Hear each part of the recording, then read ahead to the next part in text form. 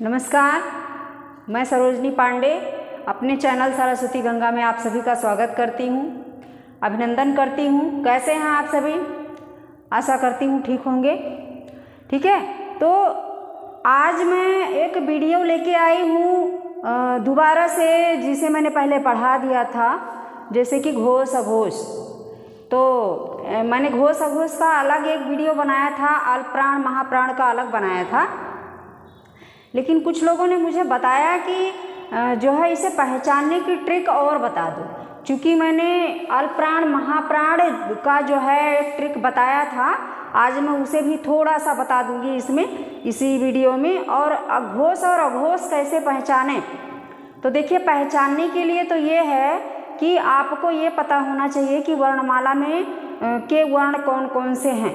ठीक है ना, वर्ण पहचानना बहुत ज़रूरी है, तभी ट्रिक काम करता है। ठीक है, तो सबके ट्रिक नहीं होते हैं। क्योंकि मैंने घोष अघोष को बहुत समझाया था कि जिन वर्णों के उच्चारित होते समय स्वर तंत्रियाँ झंकृत होती हैं वो घोष होते हैं, और जिनके उच्चारण करते समय स्वर तंत्रियाँ नहीं झंकृत होती हैं वो अघोष होते हैं। तो कोई मुझे सलाह दे रहा था कि मैम हम तो मुँह से ही सारी बोल लेते हैं, स्वर तंत्री का पता ही नहीं होता। ठीक है, तो इसलिए मैं घोष अघोष दोबारा से पढ़ाऊंगी और कोशिश करूंगी कि आपको समझ में आ जाए। और उसके साथ साथ मैं ये अल्पप्राण महाप्राण जो है इसे भी थोड़ा सा बता दूंगी, उसी ट्रिक को दोबारा से, ताकि आपको दोबारा से पढ़ने को मिल जाए। ठीक है, तो आइए चलते हैं। ये मैंने पहले से ही स्वर व्यंजन लिख लिया है, क्योंकि मैं बोलती बहुत ज़्यादा हूँ, टाइम बहुत ज़्यादा निकल जाता है बोलने में ही। ठीक है ना, तो इसलिए मैंने लिख लिया कि लिखने में टाइम वेस्ट ना हो, बोलने में रहे। तो ये देखिए, ये स्वर लिखा हुआ है।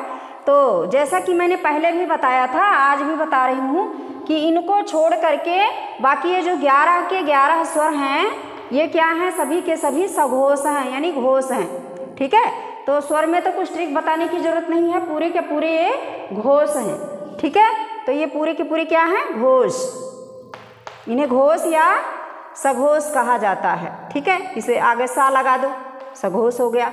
ठीक है, ये चूंकि आधा व्यंजन आधा स्वर होते हैं, मैंने समझाया हुआ है, पिछले वीडियो में जाके देख लेना। तो इनको किसी कैटेगरी में नहीं रखा जाता, ये अयोगवाह होते हैं। क्या होते हैं? ये अयोगवाह होते हैं। पिछले वीडियो में मैंने इसे समझाया हुआ है, वहाँ जाके पढ़ लेना। ठीक है, अब आ जाते हैं व्यंजन पर। सबसे मेन मुद्दा होता है व्यंजन का। ये स्वर यहाँ से लेकर के यहाँ तक पूरे के पूरे सघोष हैं। सभी स्वरों का उच्चारण करते समय स्वर तंत्रियाँ झंकृत होती हैं, तो ये सारे के सारे सघोष हैं। स्वर सारे ही हैं, याद रखना। ठीक है, बाकी अब आ गया व्यंजन। अब व्यंजन हम कैसे पहचानें? ठीक है, तो मैं बता देती हूँ आपको कि ये जितने वर्ण लिखे हुए हैं इनका पहला वर्ण होता है कै, तो इसको कहते हैं कै वर्ग।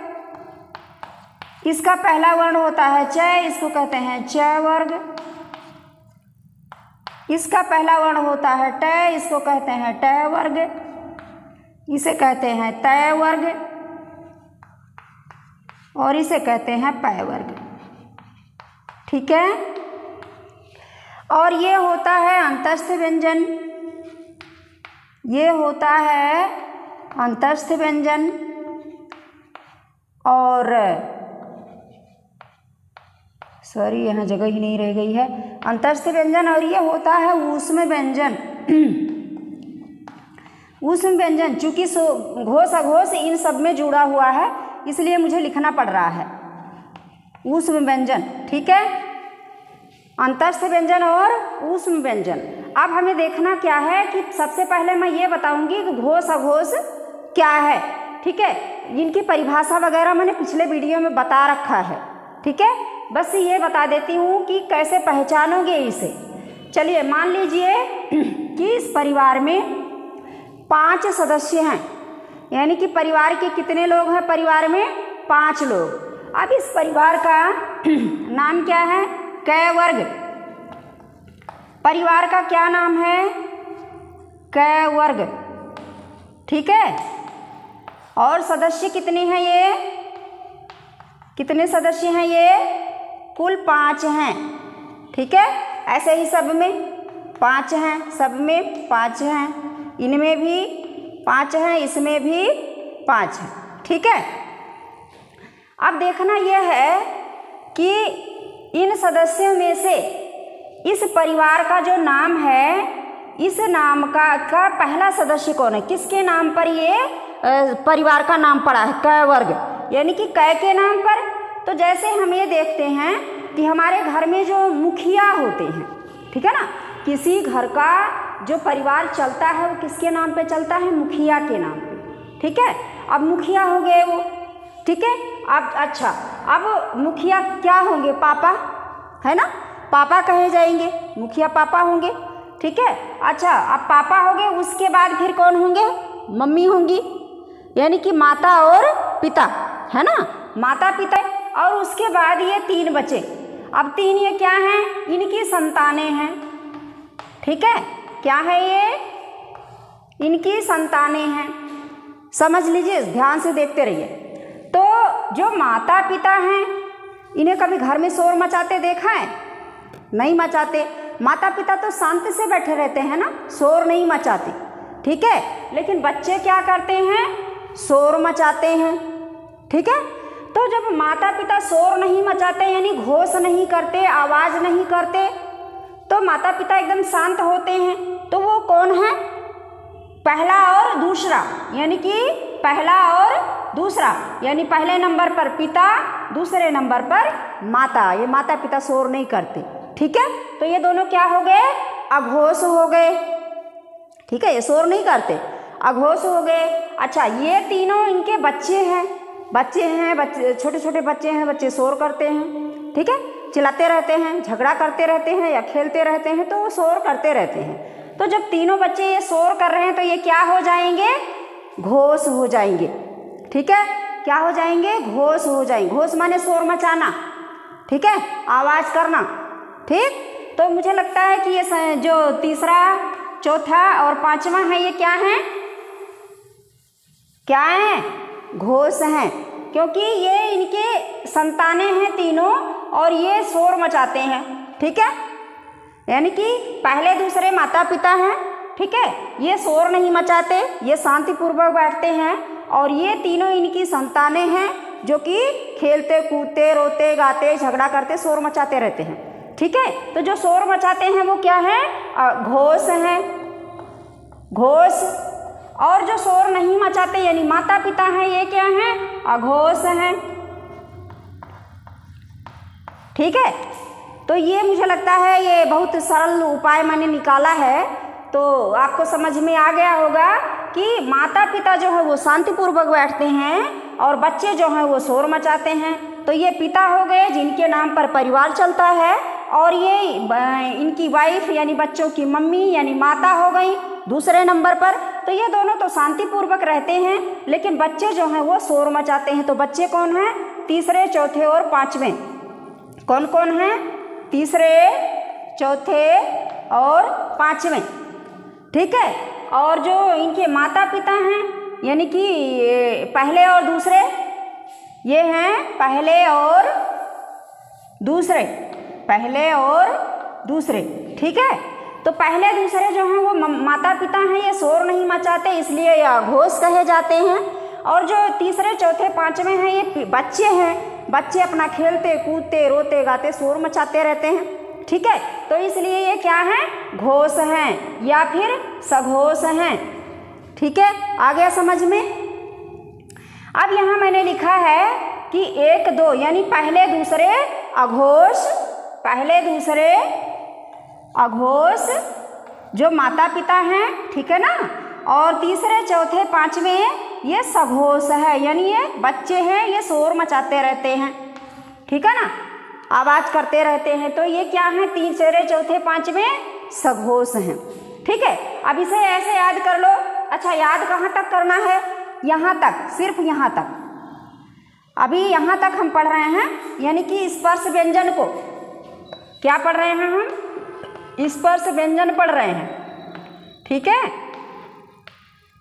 अभी हम स्पर्श व्यंजन पढ़ रहे हैं। तो सब में हर मतलब वर्ग में 5-5 वर्ण हैं, तो इनको अभी हम देख रहे हैं। तो पहले, जैसा कि हमने पहले का देख लिया कि पहले और दूसरे जो हैं माता पिता हैं, और 3 जो ये तीसरे चौथे पांचवें बजते हैं ये बच्चे हैं। तो पहले दूसरे माता पिता जो हैं ये शोर मचाते नहीं हैं, ये घोष हो गए, और जो बच्चे हैं ये शोर मचाते रहते हैं तो ये सघोष हो गए। ये घोष करते रहते हैं, नाद करते रहते हैं, आवाज करते रहते हैं। घोष का मतलब आवाज करना, नाद करना, बोलना, ध्वनि उत्पन्न करना, ठीक है, ये घोष का मतलब होता है। तो अब ये मुझे लगता है समझ में आ गया होगा। तो ऐसे ही ये दोनों क्या हैं, सभी वर्गों में ये माता पिता, इन्हें समझ लो, माता पिता शांतिपूर्वक बैठते हैं, और जो ये बच्चे होते हैं तीसरे चौथे पांचवें ये क्या करते हैं, शोर मचाते हैं। तो आसानी से याद हो गया होगा कि पहले दूसरे अघोष, तीसरे चौथे पांचवें सघोष, यानी कि आवाज करते हैं, ठीक है। तो ये समझ में आ गया होगा। या फिर इस स्पर्श व्यंजन को घोष अघोष के बारे में समझने के लिए अब देखो मैंने यहाँ लिखा है पहला दूसरा, पहला दूसरा यानी कि 12 जो है 12 अघोष, पहला दूसरा अघोष यानी 12 अघोष, ठीक है ना। और तीसरा चौथा सघोष यानी कि 345 जो है वो सघोष है। तो ऐसे तो याद नहीं होगा, इस तरीके से याद कर लीजिए 12 345, 12 345। अब 12 345 क्या होगा, मैंने एक ऐसे ही बनाया है, पता नहीं आपको समझ में आ रहा कि नहीं। तो 12 345, 12 का मतलब पहले दूसरे अघोष जो बोलते नहीं है, शांति से बैठते हैं, तीसरे चौथे पांचवें जो है ये सघोष यानी बच्चे जो हैं 3 वो सारे शोर मचाते रहते हैं, ठीक है। तो मुझे लगता है कि ये अब आपको समझ में आ गया होगा। एक ट्रिक देनी थी घोष अघोष पहचानने की। तो ये था स्पर्श व्यंजन।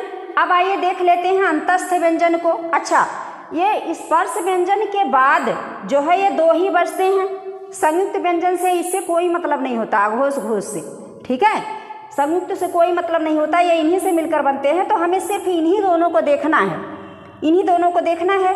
तो इसमें से जो ये अंतस्थ व्यंजन है य र ल व, ये क्या है, ये अघोष है, सॉरी घोष है, ठीक है। अंतस्थ व्यंजन क्या है, घोष, क्योंकि इनका जब हम उच्चारण करते हैं तो स्वरतंत्री हमारी झंकृत होती है। तो स्वरतंत्री से आपको समझ नहीं आ रहा होगा शायद, तो ऐसे ही याद कर लीजिए कि ये क्या है, घोष हैं, ठीक है, घोष या सघोष हैं। अब ये जो मम्मी पापा है ना ये घोष हैं, सॉरी ये मम्मी पापा जो हैं ये अघोष हैं, और जो ये बच्चे हैं इनके ये क्या हैं, घोष हैं। तो उसी तरीके से जो ये अंतस्थ व्यंजन है ये भी घोष हैं। अच्छा, इसमें जो है भी इसी में मिलेगा। तो ये 4 तो ये अंतस्थ व्यंजन हो गए, एक है हो गया, ये भी घोष में ही आएगा। है जो है ये भी जब हम उच्चारित करते हैं तो स्वरतंत्री हमारी झंकृत होती है, ठीक है। तो इसका जो इसे पहचानने का जो ट्रिक था वो ये था कि पहले दूसरे क्या हैं, समझ लो कि घर के सदस्य हैं, मुखिया हैं, माता पिता। माता पिता क्या करते हैं, शांति से बैठते हैं, शोर नहीं मचाते। तो ये दोनों माता पिता हैं, कैक है, तो ये क्या कहे जाएंगे, अघोष, यानी ये शोर नहीं करते, ध्वनि नहीं उत्पन्न करते, नाद नहीं मचाते हैं, ठीक है। तो ये माता पिता जो हैं पहले दूसरे कैक है, ये अघोष हो गए। बाकी ये तीनों बच्चे जो हैं ये क्या करते रहते हैं, शोर मचाते रहते हैं, है ना।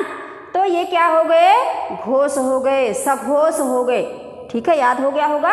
अब इसमें से अंतस्थ व्यंजन 4 और एक है, ये जो है सघोष होता है।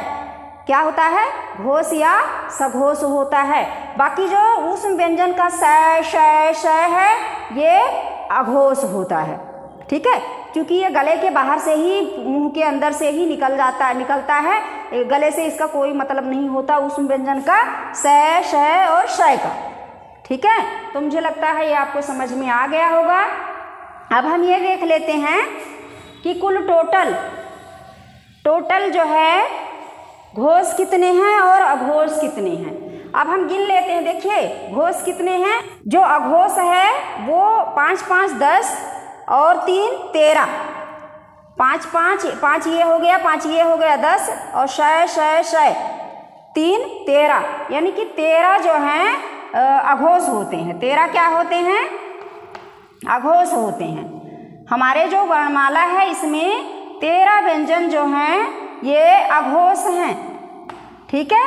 अब हम घोष देख लेते हैं, घोष कितने हैं। तो घोष देख लीजिए, क्योंकि ये सारे के सारे हैं, बच्चे हैं, सब शोर मचाते। 11 तो ये शोर हो गया, 11 ये हो गए, और 3 ये हो गए, ठीक है, 3 ये हो गए। तो 3 3 6 3 9 3 चौके 12 3 पचे 15, 15 और 5 20 और 11, 20 और 11 31।